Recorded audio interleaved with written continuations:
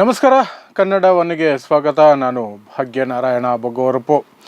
ಕೇರಳದ ನರ್ಸ್ ಒಬ್ಬರು ಯಮನ್ ದೇಶದಲ್ಲಿ ಈಗ ಮರಣದಂಡನೆಯ ಹತ್ತಿರದಲ್ಲಿದ್ದಾರೆ. ಇನ್ನು ಒಂದು ತಿಂಗಳ ಒಳಗೆ ಅವರಿಗೆ ಮರಣದಂಡನೆಯನ್ನು ಹಾಕ್ಬಿಡ್ತಾರೆ, ಅದನ್ನು ಎಕ್ಸಿಕ್ಯೂಟ್ ಮಾಡಿಬಿಡ್ತಾರೆ ಅನ್ನುವಂತಹ ಸುದ್ದಿಗಳು ಇವತ್ತು ಬರ್ತಾ ಇದೆ. ಯಾಕೆಂದರೆ ಕೊನೆಯ ಆಪ್ಷನ್ ಆಗಿದ್ದಂತಹ ಮರಣದಂಡನೆಯನ್ನು ಕನ್ಫರ್ಮ್ ಮಾಡುವಂತಹ, ಖಾಯಂ ಮಾಡುವಂತಹ ಸುಪ್ರೀಂ ಕೋರ್ಟ್, ಯಮನ್ ದೇಶದ ಸುಪ್ರೀಂ ಕೋರ್ಟ್ ತೀರ್ಪು ಇವತ್ತು ಬಂದಿದೆ.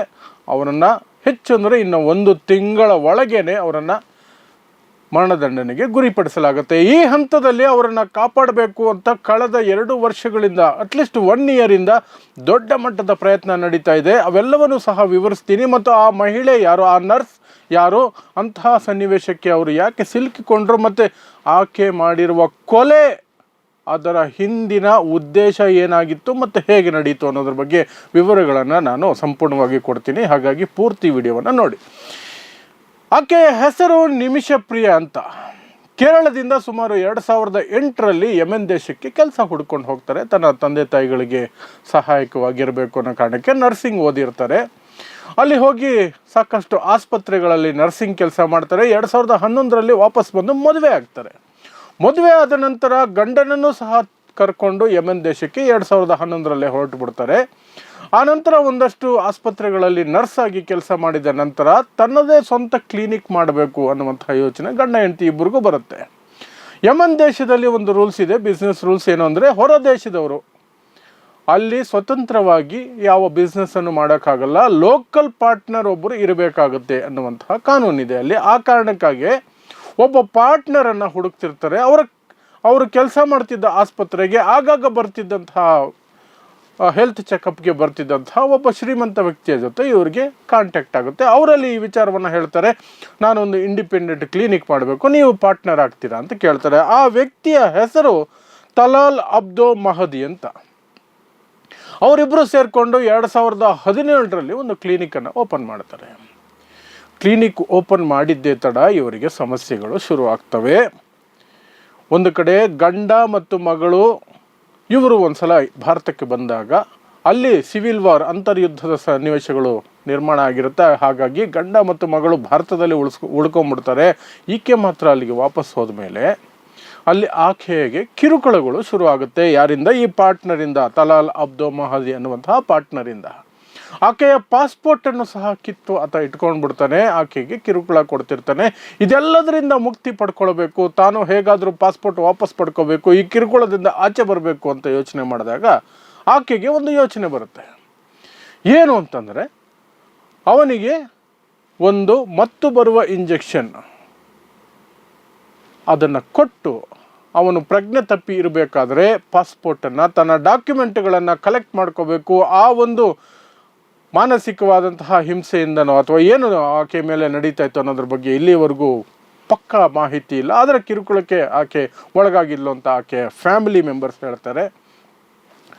ಇದರಿಂದ ಹೊರಗೆ ಬರಬೇಕು ಅಂತ ಅವನಿಗೆ ಒಂದು ಅನಸ್ತೇಷಿಯಾ ಟೈಪಲ್ಲಿ ಒಂದು ಇಂಜೆಕ್ಷನನ್ನು ಕೊಡ್ತಾಳೆ. ಆಕೆ ನರ್ಸ್ ಆಗಿರೋದ್ರಿಂದ ಆಕೆಗೆ ಗೊತ್ತಿರುತ್ತೆ ಇಂಜೆಕ್ಷನ್ ಕೊಡೋದು. ಇಂಜೆಕ್ಷನ್ ಕೊಟ್ಟಿದ್ದಾಳೆ.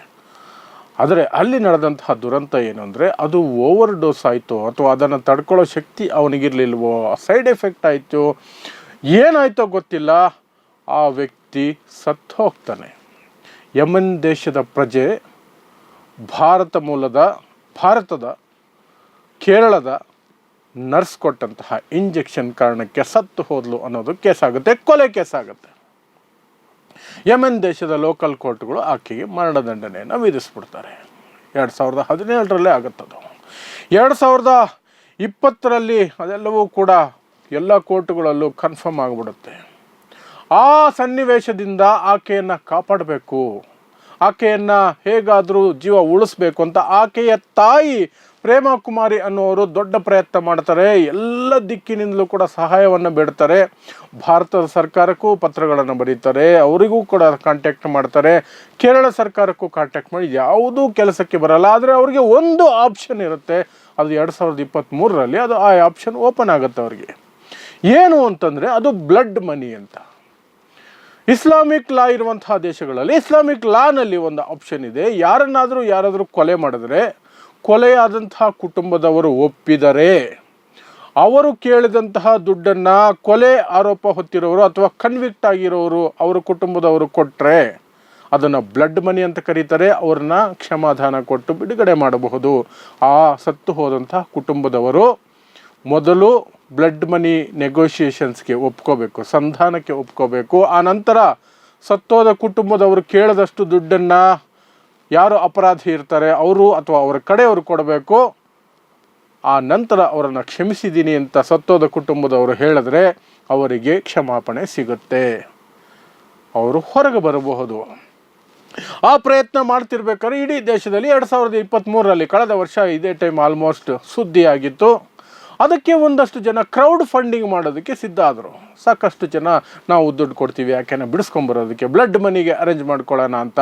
ಯೆಮೆನ್ ದೇಶಕ್ಕೆ ಹೋಗೋದಕ್ಕೆ ಆಕೆ ತಾಯಿ ವೀಸಾಗೆ ಅಪ್ಲೈ ಮಾಡಿದ್ರೆ ವೀಸಾ ಸಿಗೋದಿಲ್ಲ, ಅಲ್ಲಿ ಪರಿಸ್ಥಿತಿಗಳು ಸರಿ ಇಲ್ಲ, ಭಾರತೀಯರು ಯಾರು ಅಲ್ಲಿಗೆ ಹೋಗಬಾರ್ದು ಅಂತ ಭಾರತ ಸರ್ಕಾರ ಹೇಳುತ್ತೆ.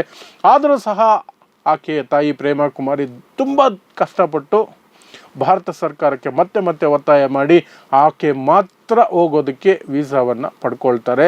ಅಲ್ಲಿಗೆ ಹೋಗ್ತಾರೆ ಸಹ, ಯೆಮೆನ್ಗೆ ಹೋಗ್ತಾರೆ ಸಹ. ಆದರೆ ಮಾತುಕತೆಗಳು ನೆಕ್ಸ್ಟ್ ಲೆವೆಲ್ಗೆ ಹೋಗಲೇ ಇಲ್ಲ. ಆಕೆ ರಕ್ಷಣೆಗಾಗಿ ಸೇವ್ ನಿಮಿಷಪ್ರಿಯ ಇಂಟರ್ನ್ಯಾಷನಲ್ ಆ್ಯಕ್ಷನ್ ಕೌನ್ಸಿಲ್ ಅಂತ ಒಂದು ಸಂಘಟನೆನೇ ಕಟ್ತಾರೆ. ಕ್ರೌಡ್ ಫಂಡಿಂಗ್ ಮಾಡ್ತಾರೆ, ಎಲ್ಲ ಕಡೆಯಿಂದ ದುಡ್ಡನ್ನು ಕಲೆಕ್ಟ್ ಮಾಡ್ತಾರೆ, ಜನರಿಂದನೂ ದುಡ್ಡನ್ನು ಕಲೆಕ್ಟ್ ಮಾಡ್ತಾರೆ. ಅಲ್ಲಿಗೆ ಹೋದಾಗ ಆ ಒಂದು ಮೃತ ವ್ಯಕ್ತಿಯ ಕುಟುಂಬದವರ ಜೊತೆ ನೆಗೋಷಿಯೇಷನ್ಸ್ ಆಗೋದ್ರಲ್ಲಿ ಕೆಲವು ಅಡಚಣೆಗಳು ಬರ್ತವೆ. ಒಂದು, ಈ ದುಡ್ಡಿನ ಮೂಲ ಯಾವುದು ಅನ್ನೋದ್ರ ಬಗ್ಗೆ ಸಾಕಷ್ಟು ಲೀಗ್ಯಾಲಿಟಿಗಳು, ಕಾನೂನಾತ್ಮಕವಾಗಿ ಅದು ಸಮಸ್ಯೆ ಆಗ್ತಾ ಹೋಗುತ್ತೆ. ಅದರ ಜೊತೆಗೇನೆ ಮಾತುಕತೆಯಲ್ಲೂ ಸಹ ಒಂದು ಒಪ್ಪಂದಕ್ಕೆ ಬರೋದಕ್ಕೆ ಸಾಧ್ಯ ಆಗೋದಿಲ್ಲ. ಅದೆಲ್ಲವೂ ಆಗಿ ಈಗ ಇವತ್ತಿಗೆ ಸುಪ್ರೀಂ ಕೋರ್ಟ್ ಆಕೆಯ ಮರಣದಂಡನೆಯನ್ನು ಖಾಯಂ ಮಾಡಿದ ನಂತರ ಹೆಚ್ಚಂದರೆ 1 ತಿಂಗಳ ಒಳಗೆ ಮರಣದಂಡನೆಯನ್ನು ವಿಧಿಸಬೇಕಾಗತ್ತೆ. ಈಗ ಆಕೆಯ ತಾಯಿ ಮತ್ತೆ ಕೇರಳ ಸರ್ಕಾರ ಮತ್ತು ಭಾರತ ಸರ್ಕಾರಕ್ಕೆ ರಿಕ್ವೆಸ್ಟ್ ಮಾಡಿಕೊಂಡಿದೆ, ದಯವಿಟ್ಟು ನನ್ನ ಮಗಳ ಜೀವವನ್ನು ಉಳಿಸಿ, ಕಾಲ ಇಲ್ಲ, ಸಮಯ ಇಲ್ಲ, ಕಾಲ ಮೀರಿ ಹೋಗ್ತಿದೆ, ಕೇವಲ 1 ತಿಂಗಳು ಹೆಚ್ಚಂದರೆ ಯಾವತ್ತು ಬೇಕಾದರೂ ಅವರು ಮರಣದಂಡನೆಯನ್ನು ಎಕ್ಸಿಕ್ಯೂಟ್ ಮಾಡಬಹುದು. ಅದಕ್ಕೆ ಪ್ರತಿಕ್ರಿಯಿಸಿರುವಂತಹ ಭಾರತದ ಸರ್ಕಾರ, ಎಕ್ಸ್ಟರ್ನಲ್ ಅಫೇರ್ಸ್ ವಿದೇಶಾಂಗ ಸಚಿವಾಲಯ, ನಾವು ಇದರ ಬಗ್ಗೆ ಮಾತಾಡ್ತೀವಿ ಯೆಮೆನ್ ಸರ್ಕಾರದೊಂದಿಗೆ ಅಂತ ಒಪ್ಕೊಂಡಿದ್ದಾರೆ. ಕೇರಳ ಸರ್ಕಾರವು ಸಹ ತಮ್ಮ ಕಡೆಯಿಂದ ಏನಾಗುತ್ತೋ ಅದನ್ನು ಮಾಡ್ತೀವಿ ಅಂತ ಹೇಳಿದ್ದಾರೆ. ಮತ್ತು ಎಲ್ಲ ಕಡೆಯಿಂದಲೂ ಸಹ ಸಾಕಷ್ಟು ಸಂಘಟನೆಗಳು, ಸಾಕಷ್ಟು ವ್ಯಕ್ತಿಗಳು ರಿಕ್ವೆಸ್ಟ್ ಮಾಡ್ಕೊಳ್ತಿದ್ದಾರೆ, ಆಕೆ ಮರಣದಂಡನೆಯನ್ನು ತಡೀರಿ, ಸದ್ಯಕ್ಕೆ ತಡೀರಿ, ಅಟ್ಲೀಸ್ಟ್ ನೆಗೋಷಿಯೇಷನ್ಸ್ ಆಗಲಿ, ಬ್ಲಡ್ ಮನಿ ಕೊಡೋದಕ್ಕೆ ನಾವು ರೆಡಿ ಇದ್ದೀವಿ, ನಾವು ಸಂಘಟನೆ ಮಾಡಿದ್ದೀವಿ, ಅದಕ್ಕೊಂದು ತಂಡ ಕಟ್ಕೊಂಡಿದ್ದೀವಿ, ನಾವು ಅದಕ್ಕೆ ಮಾಡ್ತೀವಿ, ಅದಕ್ಕೆ ಅವಕಾಶ ಮಾಡಿಕೊಡಿ ಅಂತ ಯೆಮೆನ್ ಸರ್ಕಾರಕ್ಕೆ ಅಪೀಲುಗಳನ್ನು ಮಾಡ್ತಿದ್ದಾರೆ. ಅದು ಇವತ್ತಿಗೆ ಈಗ ನಡೀತಾ ಇರುವಂತಹ ಸನ್ನಿವೇಶ. 36 ವರ್ಷದ ಏನು ಅವರಿದ್ದಾರೆ ನಿಮಿಷಪ್ರಿಯ, ಅವರ ಜೀವ ಉಳಿಯುತ್ತಾ ಇಲ್ಲವ ಅನ್ನೋದು ಮುಂದಿನ ದಿನಗಳಲ್ಲಿ ಗೊತ್ತಾಗುತ್ತೆ. ಹೇಗೆ ಯೆಮೆನ್ ಸರ್ಕಾರ ಇದನ್ನು ನೋಡುತ್ತೆ, ಭಾರತ ಸರ್ಕಾರ ಹೇಗೆ ಇದನ್ನು ಮುಂದಕ್ಕೆ ತೆಗೆದುಕೊಂಡು ಹೋಗುತ್ತೆ ಅನ್ನೋದು ಸಹ ಬಹಳ ಮುಖ್ಯ ಆಗಿರುತ್ತೆ. ಏನೇ ಆಗಲಿ ಆಕೆ ಉದ್ದೇಶಪೂರ್ವಕವಾಗಿ ಒಂದು ಜೀವವನ್ನು ತೆಗೆದಿಲ್ಲ ಅನ್ನೋದು ಮಾತ್ರ ಸ್ಪಷ್ಟ. ಆಕೆಯ ಪಾಸ್ಪೋರ್ಟ್, ಆಕೆಯ ಡಾಕ್ಯುಮೆಂಟ್ಸ್ ಬೇಕಾಗಿತ್ತು, ಯಾಕೆಂದರೆ ಕಿರುಕುಳ ತಡೆಯೋಕ್ಕಾಗ್ತಿರ್ಲಿಲ್ಲ. ಆ ಕಾರಣಕ್ಕಾಗಿ ಕೊಲ್ಲುವ ಉದ್ದೇಶವಲ್ಲದೆ ಅವನಿಗೆ ಮತ್ತು ಬರೆಸ್ಬೇಕು, ಅವನು ಪ್ರಜ್ಞೆ ತಪ್ಪಿದ ಸ್ಥಿತಿಯಲ್ಲಿದ್ದಾಗ ಆ ಡಾಕ್ಯುಮೆಂಟ್ಸ್ ಎತ್ಕೊಂಡು ಹೋಗಬೇಕು ಅನ್ನೋ ಒಂದೇ ಕಾರಣಕ್ಕೆ ಆಕೆ ಮಾಡಿದ್ದಾಗಿ ಗೊತ್ತಿರೋದ್ರಿಂದ ಆಕೆಯನ್ನು ಯೆಮೆನ್ ದೇಶವೂ ಸಹ ಆಕೆಯ ಪರಿಸ್ಥಿತಿಯನ್ನು ಅರ್ಥ ಮಾಡ್ಕೊಳ್ಬೇಕು. ಪ್ಲಸ್ ಭಾರತ ಸರ್ಕಾರ, ಈ ಸಂಘಟನೆಗಳು ಎಲ್ಲವೂ ಸಹ ಸಹಕರಿಸಿ ಆಕೆಯ ಜೀವವನ್ನು ಉಳಿಸುವಂತಹ ಕೆಲಸ ಆಗಲಿ ಅಂತ ನಾವೆಲ್ಲರೂ ಕೂಡ ಆರೈಕೆ ಮಾಡೋಣ. ನೋಡ್ತಾ ಇರಿ ಸಮಾಜಕ್ಕಾಗಿ ಕನ್ನಡ 1 ನ್ಯೂಸ್. ನಮಸ್ಕಾರ.